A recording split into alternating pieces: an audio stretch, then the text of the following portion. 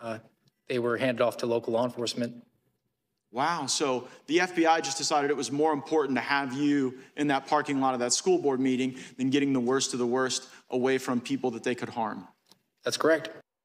Now, if the FBI says white supremacy is the #1 threat to democracy, then the FBI can make a fortune investigating everything. A parent, a flag waver, a Catholic, a gun owner, you name it. It's open season on all of us. All they have to do is open up an investigation and they get paid for it. But if you try to blow the whistle up the chain of command, you get your whole life taken away from you. If one of your really good friends, your former colleagues, came to you and said, I have this thing that is being covered up, and I think the American people need to know about it, what advice would you give them? I would advise them not to do it. The FBI will crush you. This government will crush you and your family if you try to expose the truth about things that they are doing that are wrong. And we are all examples of that. Two of the FBI whistleblowers from today's hearing in Congress, Steve Friend and Garrett O'Boyle, join us now, along with Congressman Jim Jordan. So, Garrett, so we have evidence that they were handing out cash bonuses for the amount of investigations they opened? To some degree, yes. It's a little more complicated than that, but there is a system in the FBI where the executive management does get a cash bonus if they get gold check marks in certain criterias. So you're not actually looking for crime. In a way, you're creating crime. In a way, yes.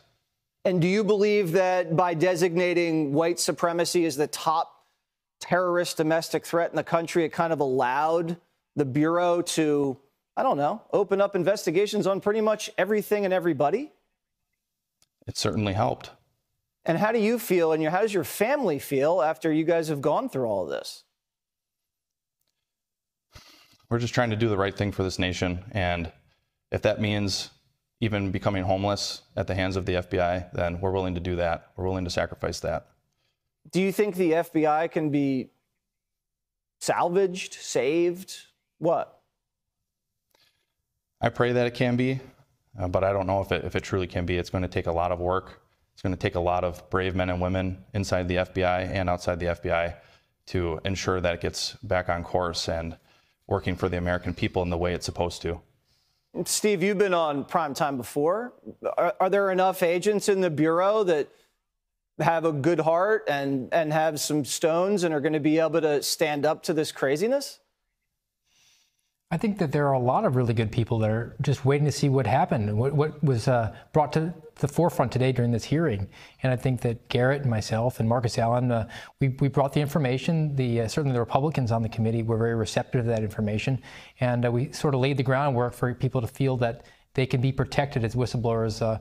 Those were the protections that we didn't receive. But now that the Republicans in the House are on alert for that, then they could maybe feel that they'll have those protections and they can bring that information forward to this select committee, and we can get to the business of correcting the Bureau.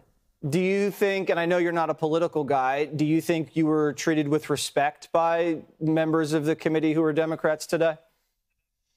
I mean, I don't think that you could argue that I was. I mean, there was allegations that I was a grifter when, in fact, I received a charitable donation when I was in a state of unpaid indefinite suspension. My wife had lost her job and it was Christmas time. So I don't think that accepting charity is something I was proud to do. Certainly when I took my marriage vows and I promised that I would take care of my wife and our children from that day forward, that was not something that made me excited and proud to accept. But in tough times, you have to count on the generosity of others.